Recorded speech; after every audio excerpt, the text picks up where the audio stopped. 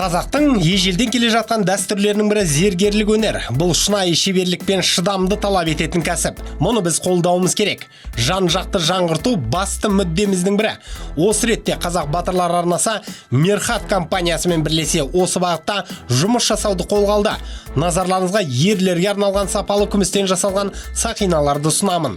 Руыңыздың таңбасы ма, аты ма, әлде өз есіміңіз бе? Қалауыңызша жаздыруға болады.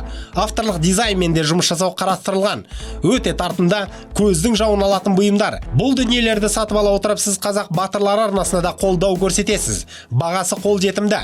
Байланыс номеріне хабарласып, арна атынан келгеніңізді айтсаңыз, қомақты жеңілдіктер қарастырылған. Ұлттық өнерге бірге қолдау танытайық, қадірменділер. Тапсырыс күтеміз.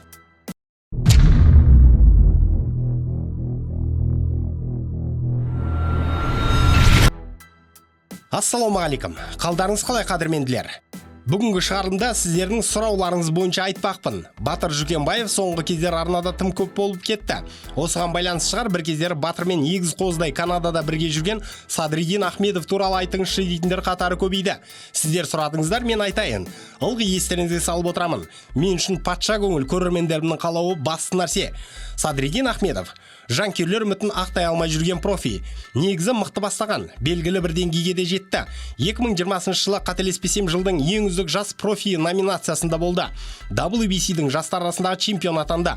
Болашақ чемпион деп әлемдік бұқаралық ақпарат көздері шулады. Тұрақты түрде бокстасып тұрды. Мансабындағы кері бұрылыс бұл батыр үйленген соң орын ала бастады.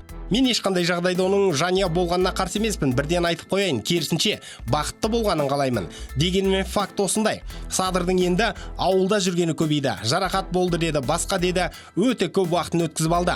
Бұл туралы әйтеуір бар жігерін жинап Америкаға аттанған болатын. Бірақ аз уақыт жаттыққан соң қайта елге оралды. Енді ол тағы да ақша асыпты. Әлеуметтік желілерді қарап отырып мына суретті таптым. Оған сенсек, Ахмедов қазір сол жақтағы танымал залдардың бірі Churchill боксингте дайындалып бастаған көрінеді. Бұл зал ол үшін таңсық емес. Осының алдында Америкаға барған уақытында да осында болған. Тура сол уақытта Churchill залы матчрум боксингпен меморандумға отырған еді. Енді бұл зал сол промотерлік компанияның боксшыларын дайындайды. Сол іс-шара аясында Садриддин Эдди Хирнмен де кездескен еді. Кейін өз мансабыма байланысты тағдыр шешті шешімдерді күтіп жүрмін. Бұйырса қайта чемпиондық жорғымды бастаймын деп айтқан. Енді қалай болар екен? Бұл жолғы сапар жақсы жаңалықпен толығады ма? Мына суретті қарап отырып көңілім аздап түскенін де жасыра алмаймын. Нақтырақ Садырдың бабы жайлы. Дәл мына түрмен ол супер орта салмақта өнер көрсетсе де болатындай. Әлде бірінші ауыр салмақ па екен? Ол өздеріңіз білетіндей, бірінші орта салмақтың боксшысы, яғни салмағы 69 келі 850 граммға дейін болу керек. Мына сюжетте кемінде 90 келі бар ау. Бойы 1.72 екенін ескерсек, сондай ой мида қылаң беруде. Өз салмағына келу үшін аянбай тер төгуге тура келіп тұр. Жалпы бала жаман емес. Ол үшін кеш қалдың деп айтуға да болмайды. Бар жоғы 26 жаста ғой. Бойында күші есіп тұр. Жақсылап боксына ден қойса, әлі-ақ тауға апарайын деп тұр. Бастысы ерінбеу керек. Қара жұмыс оны қайтадан өз армандаған шыңдарға жетелей алады. Жанұя мәселесіне де көп алаңдамаған дұрыс па деймін. Бағыз замандарда батырларымыз айлап, жылдап жорықтарда жүрген ғой. Ұстанған мақсаттары ел намысы болатын. Ал қазір Аллаға шүкір соғыс заман емес. Дегенмен мақсат өзгерген жоқ. Әлі де ел намысы үшін айқастар жүруде. Соғыс даласында емес әрине, спорт алаңдарында. Садриддинді неге батырлармен салыстырып отыр дерсіз? Мұны оның батыр образында рингке шығатындығымен байланыстырып отырмын. Сол сәттерді сағындық шындығын айтса. Қазақ панчерінің жекпе-жектерін қарағанда айызымыз қанатын. Күшке сала жасаған соққылары талайды құлатқан. Енді соны тағы да қайталау керек. Бірақ мүлде басқа деңгейде. Бір кездері мен Канелоны жеңетін қазақ болса осы Садриддин деп айтқан есімде. Ол сөзді қазір айта алмаймын. Бірақ уақыт өте келе Ахмедов бізді мұндайға сендіреді дегенге сенім мол. Енді тағы бір Ахмедовке келейін. Али Ахмедов. Жағдайы тура Садриддиндікіндей болатын. Ол да болашағынан зор үміт күттірді. Оған да болашақ чемпион деп қарадық. Геннадий Головкин жанына тартқанда тіптен қуанғанымыз бар. Гена өз чемпион болған. Мықтыларды алыстан сезеді. Алиді бекер тартпады деп ойладық.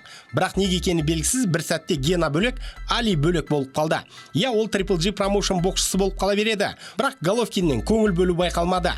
Есесіне бұл боксшымызды танымалдандыру жұмыстарымен тағы да сол Churchill боксинг клубы қатты айналысты. Дайындық жұмыстарын осы салда өткізді. Жақсы келе жатты.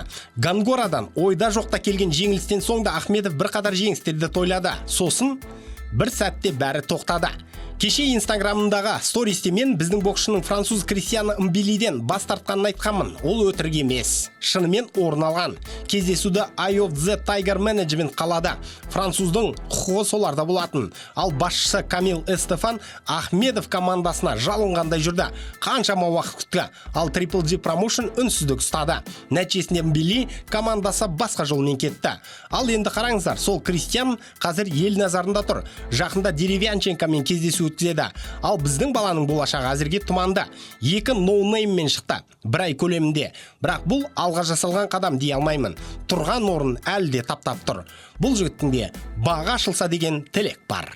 Бейне материал ұнады ма, онда лайк басыңыз, пікір қалдырыңыз. Бұл біз үшін маңызды. Арнаға жазылып қоңыраушаны басып қойсаңыздар, соңғы жаңалықтарды бірден біліп отырасыздар. Уақыт тауып тамашалағандарың үшін рахмет. Қазақ батырларының жеңісті жорықтары молынан болсын.